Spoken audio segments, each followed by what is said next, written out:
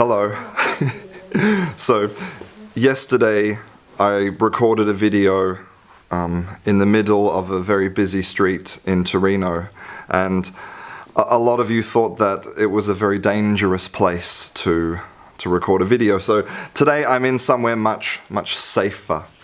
It's a very beautiful antique bookshop in Torino called Galleria Gilibert, and I mean, as you can see, it's the perfect place to make a video, and the owners very kindly allowed me to film in here. So now the reason that I chose like an antique bookshop is because I just had a visit at the archives of Torino, the archives of Torino, where they have all of the original old books relating to the city.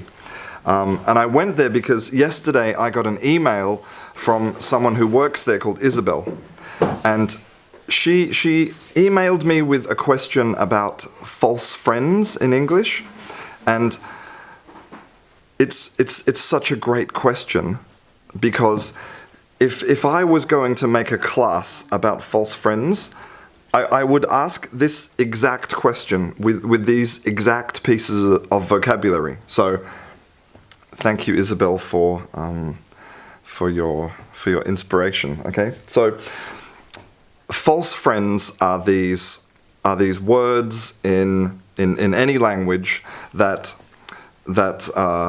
in one language they mean something, and in another language they mean something completely different. Completely different, right? That's how it seems. And the question is, how can two words become so different? How is this possible? And there's two possibilities, right? So one possibility is that it's coincidence. Like the words look similar, but actually they're from two different roots. Like maybe one's Greek and one's Latin. You know, they look similar, but they're not. But another possibility is what I'm going to talk about today, okay? And so one of the example words that she asked about was this word, okay, morbid.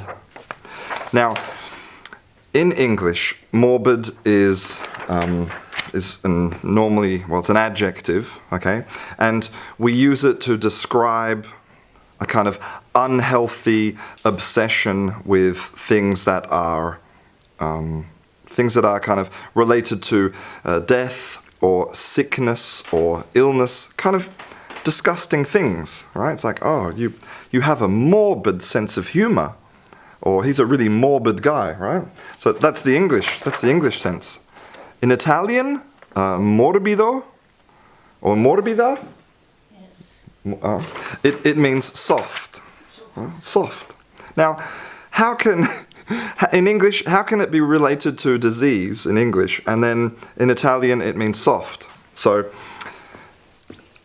on the surface, it seems like there's no relation, but yes, there is. And basically the answer to the question is all about competition. Okay, competition. So, and that's what I love about this question, because it tells us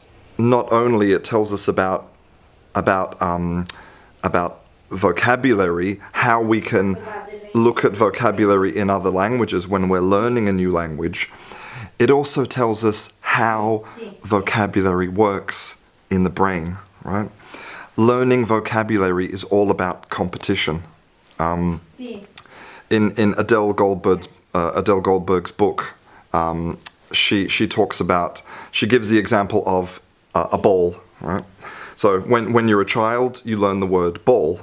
And so anything you see that's round, you say it's ball. So you go, moon is ball. A light is ball. Everything is ball. Cheese, a round cheese is ball. But what happens is, as you learn more vocabulary, there's competition, right? There's competition. You know that, that's not ball, that's moon. Competition. It pushes out ball. You know that that's not cheese, it's not ball, it's cheese, competition. And so the same thing happens when we have words coming into language, right? So morbid, it's from Latin, okay? And it means death. All right? So really it's about death. So we could say that the English sense is correct, right? It's about death and disease. Perfect. But what about the Italian? So what does death and disease do? What does it do to us? It pounds you. It grinds you down, okay? It turns your organs to liquid. It eats away at you. And this grinding, pounding, rubbing, this metaphor for the process of disease, that's why it's soft in Italian, okay? That's why it's soft. And the reason that this became soft and not associated with disease is because there was competition in Italian, right? So there's another word that talks about disease that was more powerful than this. So this got pushed away. This got pushed away to mean only one sense, a specific sense of the word, which was kind of related to disease, about the pounding and the grinding, okay? So in her email, she also gave another example, which is an English verb, and it is this one, right? Pretend. Okay? Pretend. Now, again, if you look at the English meaning and the Italian meaning, they seem completely different. But they're not different, it's just competition made one have a specific sense and had the other one make a specific sense, and other words took the other meanings, the original meanings. Okay, so what is pretend? What is pretend? Well, pretend comes from Latin tendere, right, which means to stretch out, to stretch. Okay, so when I pretend, what I'm doing is I'm stretching out. I'm giving you something. This was the original meaning, to give you something, right? And what was I giving you? I was giving you a claim. I was saying, you see this, that's mine. Or do you see this paper that I'm showing you? This is evidence that is mine. Okay, so you're making a claim, and that's the sense in Italian. You can make a claim, like, you can claim that something is yours, or you can claim that he is right or he is wrong, or you can claim anything. But what happened in English? What happened in English? Pretend became associated with one specific meaning of claim. A false claim, an imaginary claim. You're like, you see that picture of the Mona Lisa? Yeah, that's mine. Right? I'm making a claim, but it's a false claim. And so in English, pretend is all about basically lying. So it's not that it's different, it's just that it became more specific because of competition, because in English we have this other word, right? Which, sorry, not in English, in Italian. Well, actually, I'm going to use Spanish as an example. This one, fingir, okay? Fingir in Spanish is pretend in English, right? Now, what did this mean? In Spanish, this means pretend. Where did this come from? This comes from Latin fingo. Fingo means to mold, okay, to shape. All right? So it had many meanings. Like you could mold, you could fingo the pizza, you could fingo the truth. You can mold and shape the truth. So the truth becomes a lie, right? The truth becomes a lie. So fingir is about lying. And so you can see that that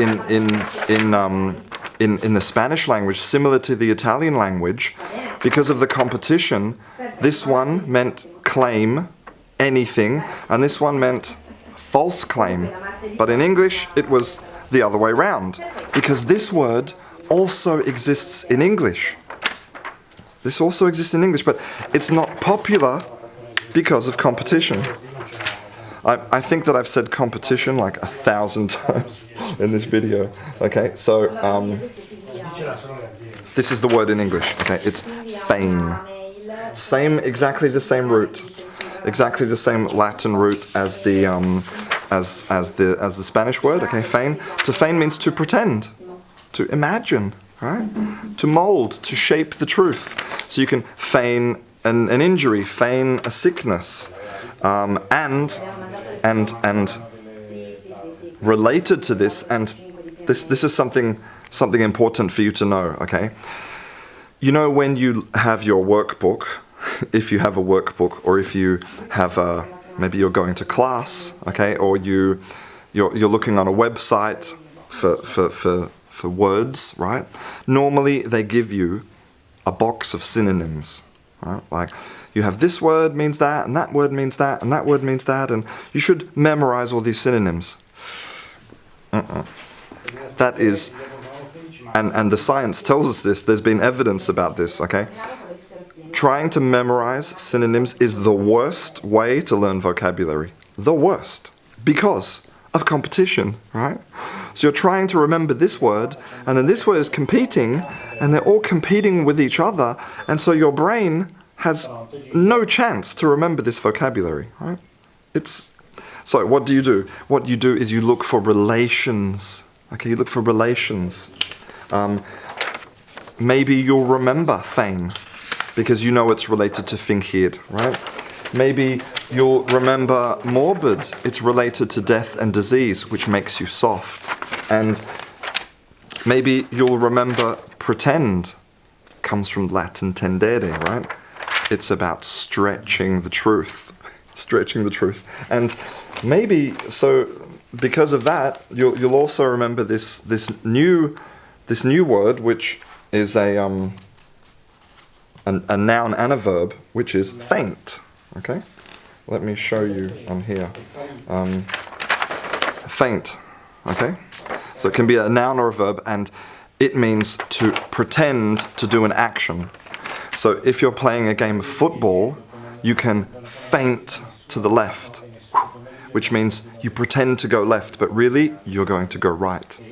Okay, so you feint. And again, it's about pretending, it's about molding the truth. You think the truth is I'm going here, but really I'm going here. So this is how you learn vocabulary, okay? Looking at the relations between the words, the relations, how they are similar, not synonyms, which is all about how they're different. Anyway, I hope you enjoyed this video about false friends and about competition and about etymology. And you should definitely come to Torino because it's an amazing city. And right now, because of the coronavirus, they're suffering a little bit. So you should come to Galleria Gilbert and buy a book. And you should also definitely visit the archives. And thank you, Isabel, for showing me some amazing things. I'm Christian. This is Canguro English. I'll see you in class.